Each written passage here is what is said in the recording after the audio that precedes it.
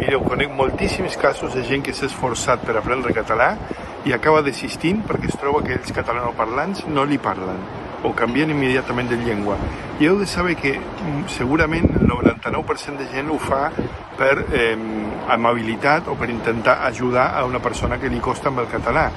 Però heu d'entendre que el missatge que li esteu donant a aquesta persona és dir-li: tu mai seràs dels meus, la meva llengua és per mi i per parlar amb la meva família i els meus amics, no amb tu, perquè tu ets diferent i mai seràs dels meus.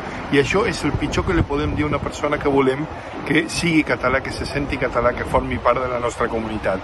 O sigui, sisplau, manteniu el català amb els nouvinguts, amb la gent que veieu que fa un esforç per parlar en català, no li canvieu de llengua, sabem que ho feu per ajudar-los, però no ho feu. Heu de mantenir el català, és la millor manera d'enviar-los aquest missatge.